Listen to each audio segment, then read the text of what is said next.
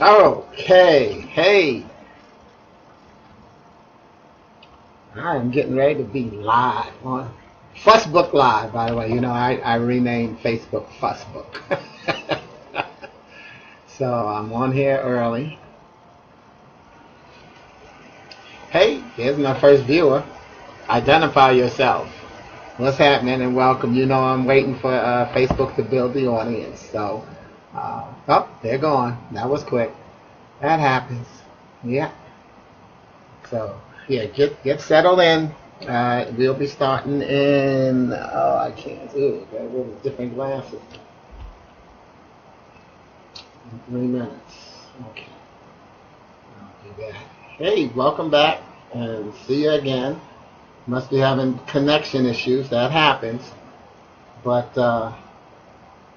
welcome to Facebook Live. Oh, my goodness. Hey, welcome aboard. Welcome aboard. Good to see you. You know we're going to start in 3 minutes, less than 3 minutes. Just you know, get yourself settled in. Thank you for being early. Because you know what they say, early is on time is late. In fact, I got to give credit to my boy who I always hear say that, Cedric Mosley, who's in D.C., and I always work with him every year at the National Black MBA Association with the Leaders of Tomorrow group. So he always says, yeah, early is on time and on time is late. Hey, Tanya, what's up? You know I just had to give Cedric that shout out, right? And you've heard him say it before as well, I'm sure. So, yeah, you know, let him know I gave him that shout out. That's our boy.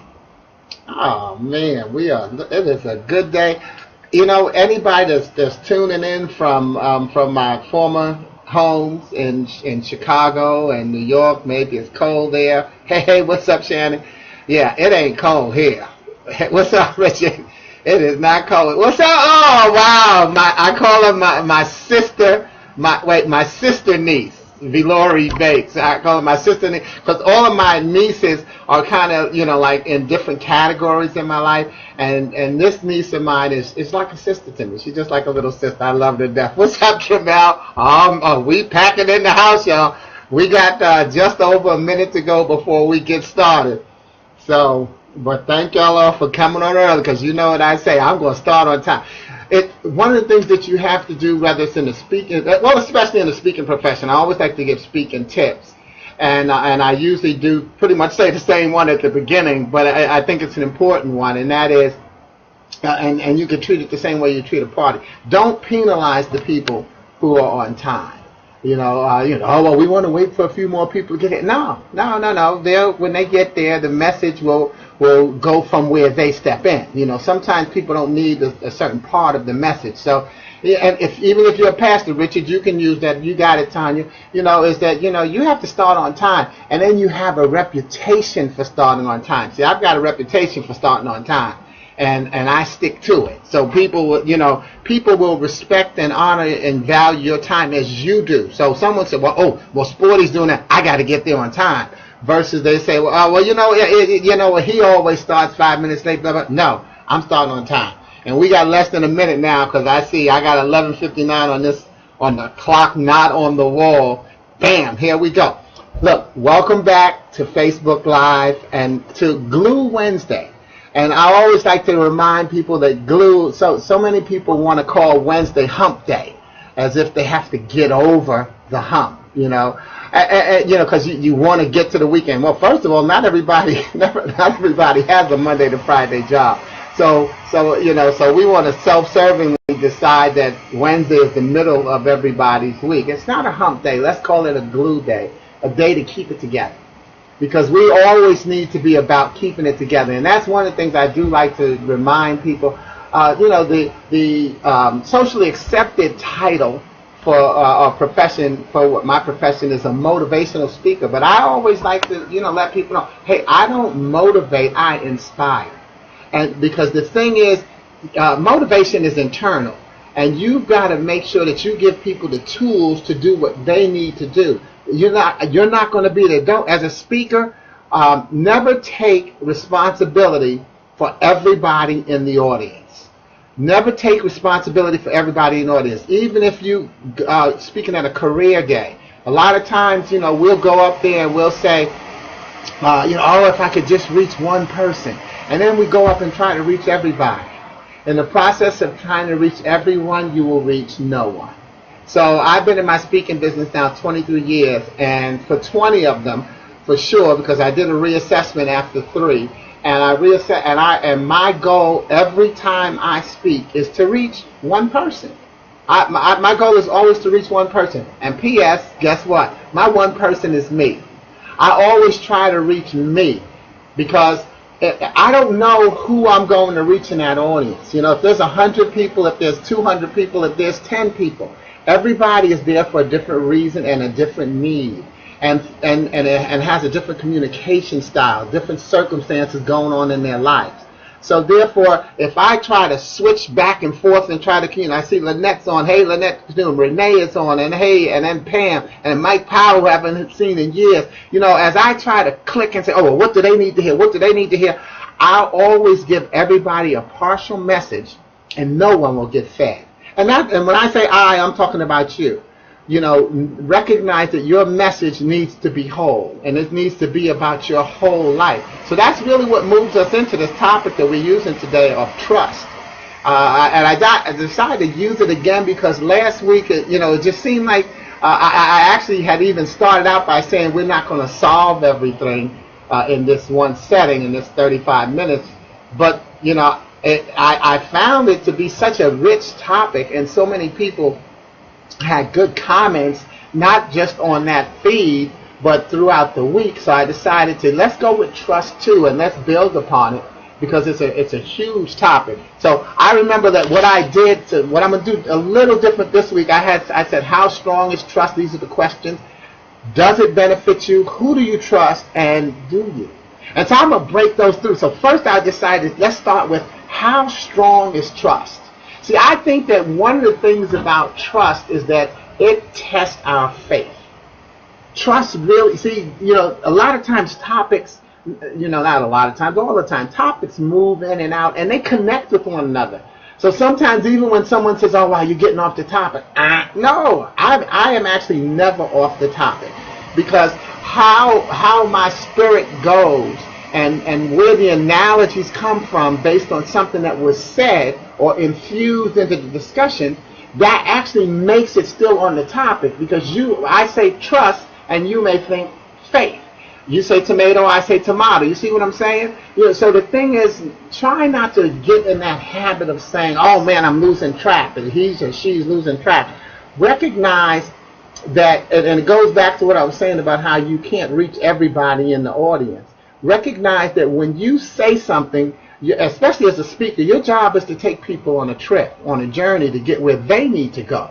So as I talked about trust, you in the audience may specifically think of a person who you trust or mistrust or distrust, and so that takes you to that scenario of that situation. And for an instance, it may seem like you're not even involved, or that the topic is moot. See, so that's what it's all about. So sometimes, one of the things we need to do is take, as speakers, as deliverers, as messengers, take some of that weight off of yourself. If you take that weight off yourself of having to reach everyone, you'll find out that you'll reach more people. Hey, Kamal, and and I might touch on some military stuff here.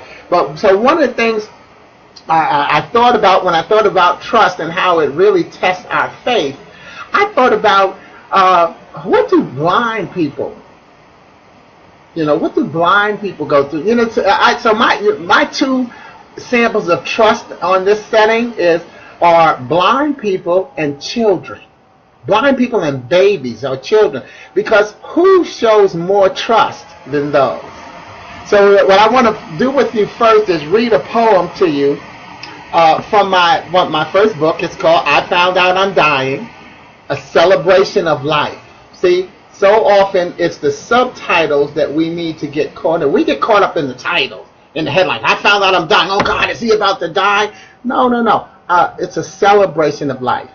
Every single person is on the journey that they hope that they will actually, you begin the process of dying from age. You hope that you'll die from natural causes.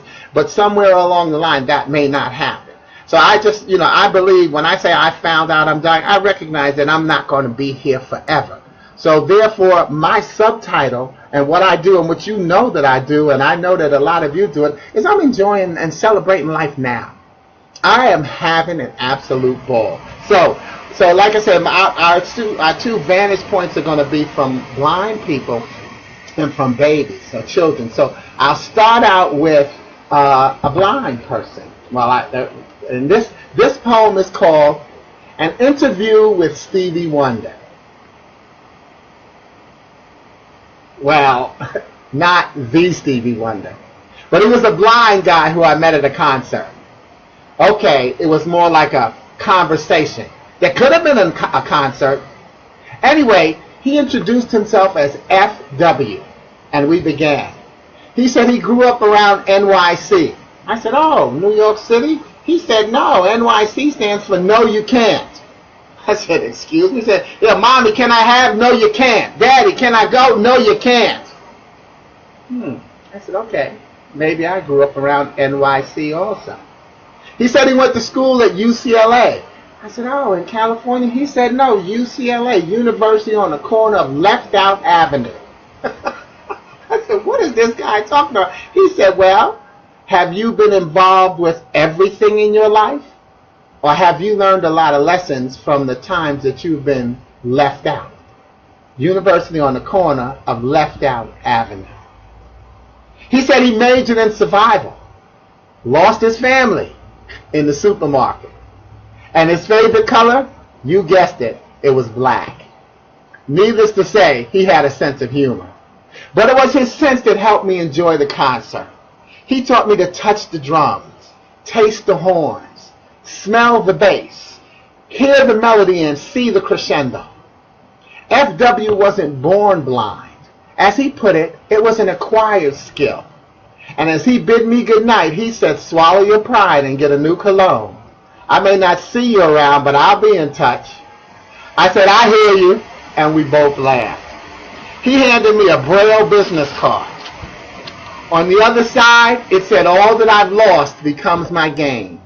And his name, FW, Faith Walk. And I want to say to you that this is like a little speaking tip I give. When I do that speech, I also, here's the Braille, but you can't see the texture in the screen, but I'll go to somebody in the front row or wherever I'm standing in the speech, and I'll hand it, because it says he handed me a Braille business card, and I'll hand him this, and there's little holes and it's Braille, but then I'll say, and then he turned it over, and on the other side it read, all that I've lost becomes my gain. And that's his name, FW, Faith Walk. Now, what I wanted to, speaking tip and secret, good, you can see the little bumps on the side. So see, doesn't that look like Braille?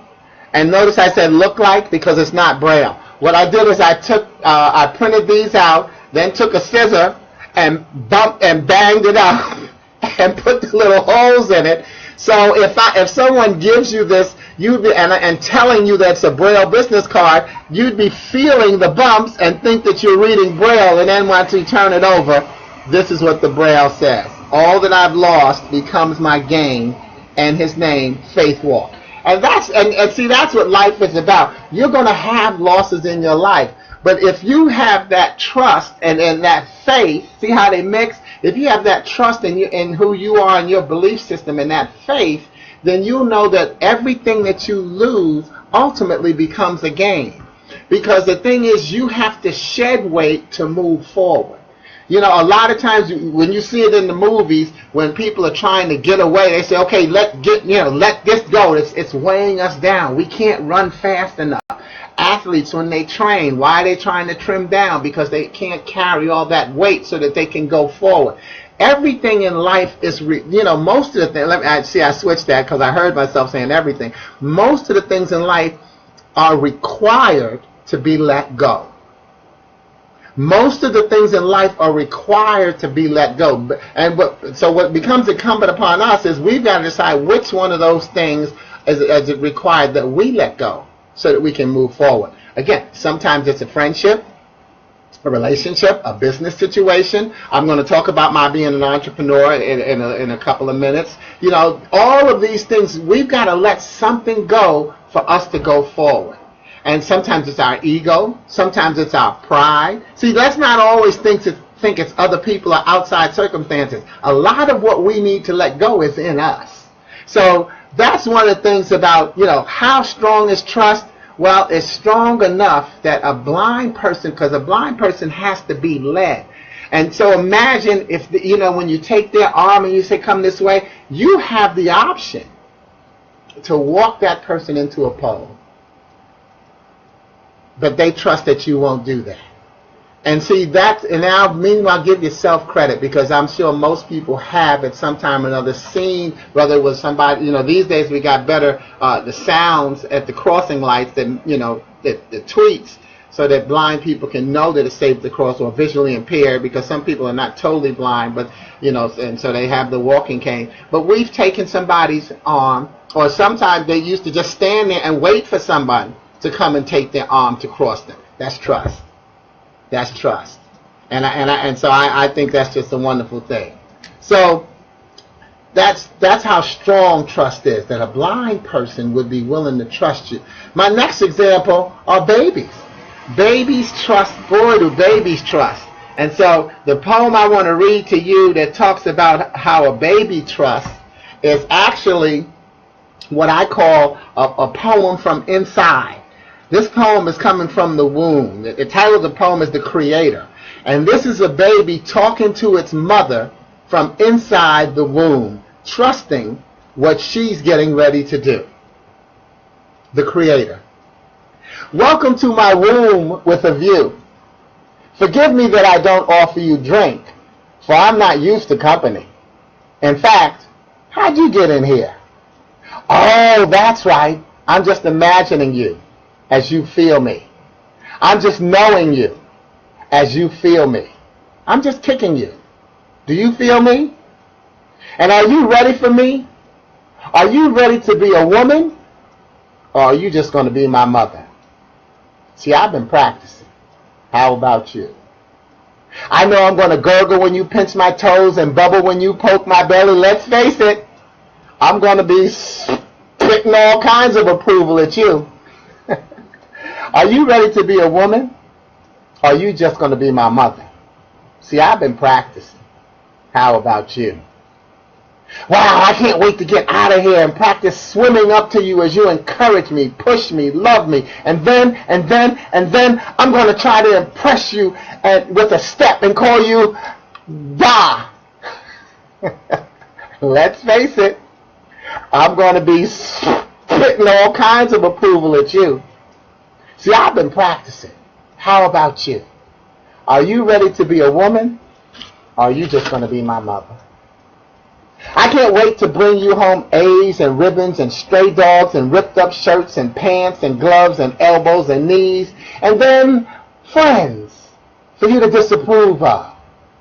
You'll teach me how to cook and clean and sew and go, wow, you're going to help me be a grown-up. And let's face it, you are my mother. You are my woman. You are my creator. And I'm going to be spitting all kinds of approval at you. See, I've been practicing. How about you? Are you ready to be a woman? Or are you just going to be my mother? Wow. Imagine that. That's the baby talking from inside the womb. That's how much a child trusts you. That's why I'm always going to respect the women in my life. It's so important. You know, happy Mother's Day, mothers. And you know Mother's Day, it doesn't end. It has nothing to do with the calendar. You don't get the day off. And mothers, please, give yourself credit. You know, because children don't come with a rule book. So you're doing the best you can. Yet, make sure that you self-assess and ask yourself, can I do better? But not by beating yourself down, but by crediting yourself for what you've done.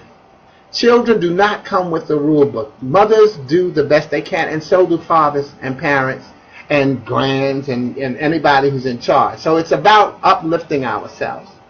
So does trust benefit you? Yes, because as you take care of children, they grow, and that growth becomes a benefit to you, because we always say we want to make sure that our children take care of us when we grow up the way we took care of them when they needed us. So that's another way of looking at trust. So that's this next one, and this one is more topical. Because I looked at the question: do you trust and who do you trust and do you trust? Trust is about choosing your messengers carefully.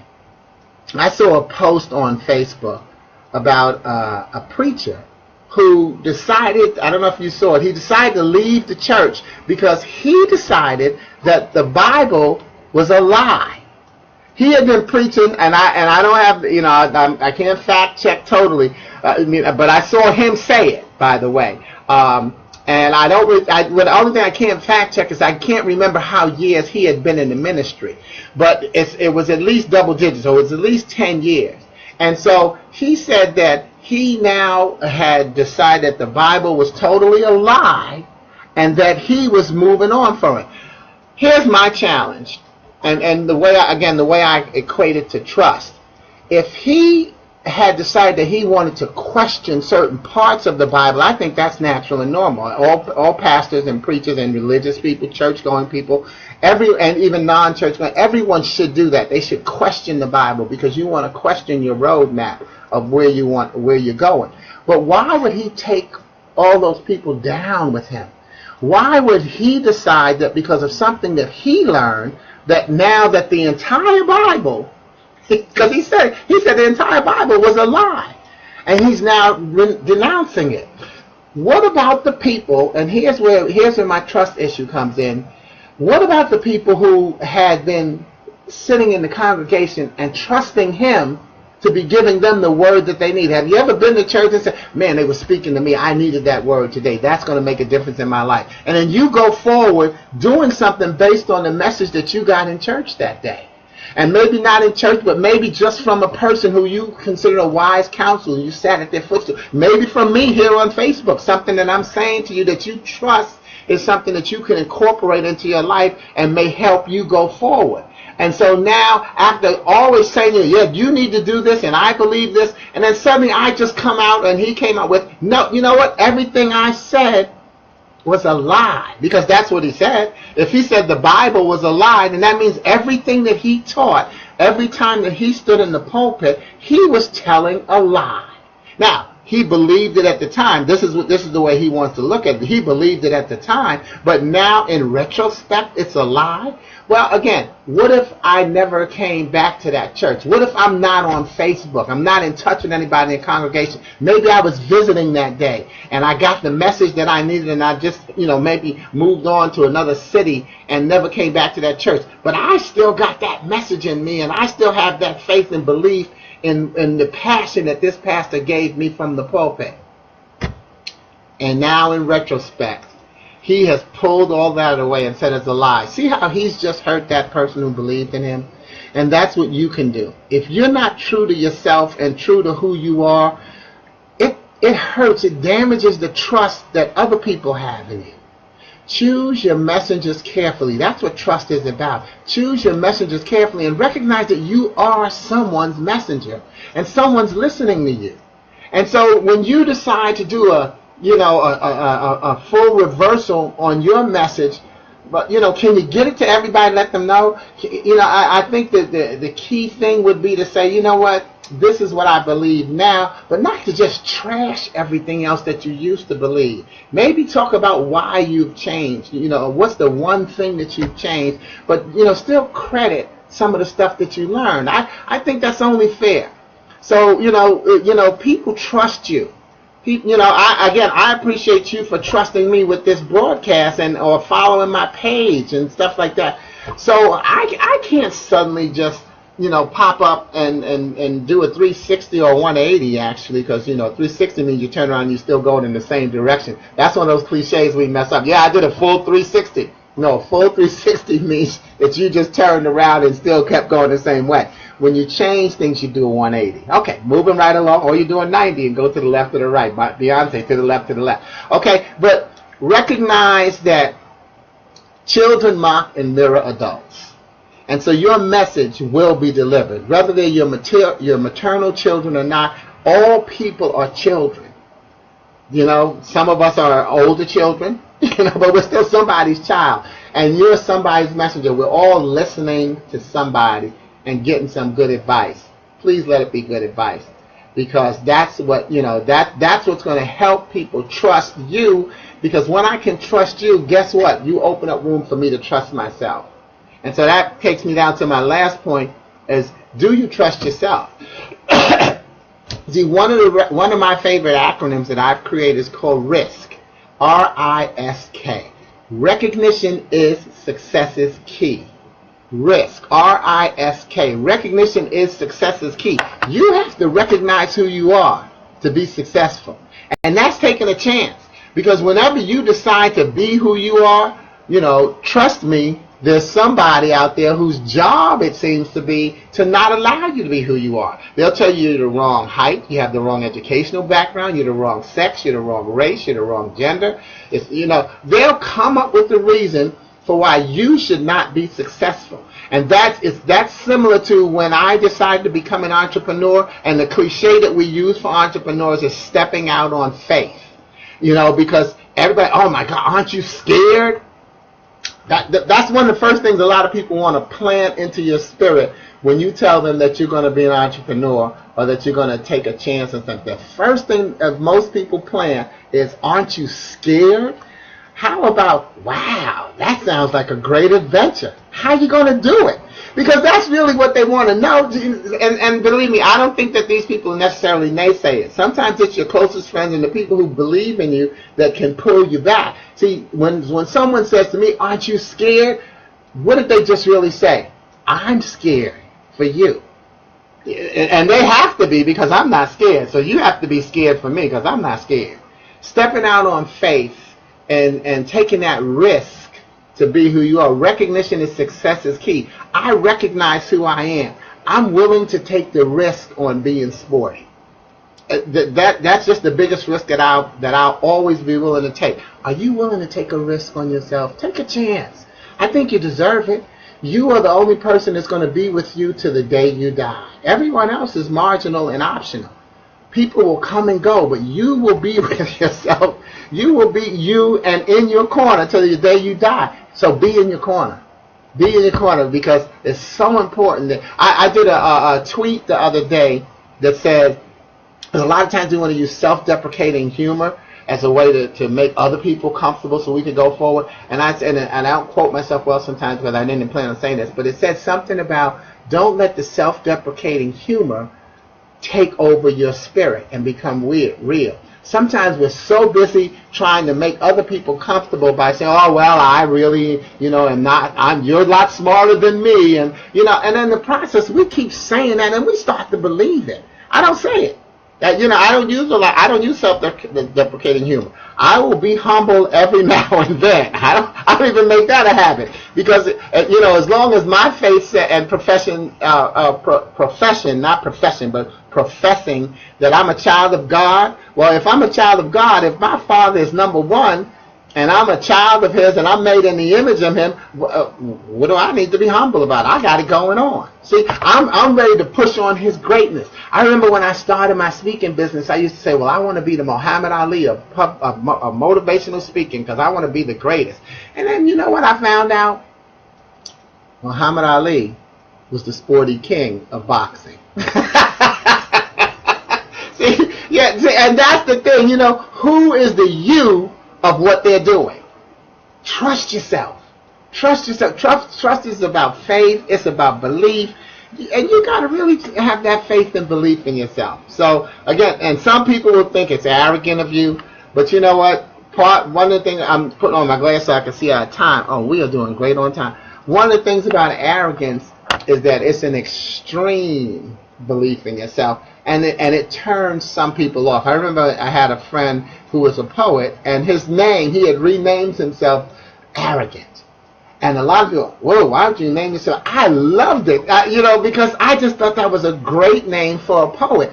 You know what? As a one of my books is titled "There's a Poet in Every Prophet," And if you were to see the title, you can go to my website and look at it, but you can see the title. It says there's a poet, and in all lowercase, there's a poet in every prophet. But in the word prophet, which is Prophet, the letters from the word poet are in the word prophet. Prophet.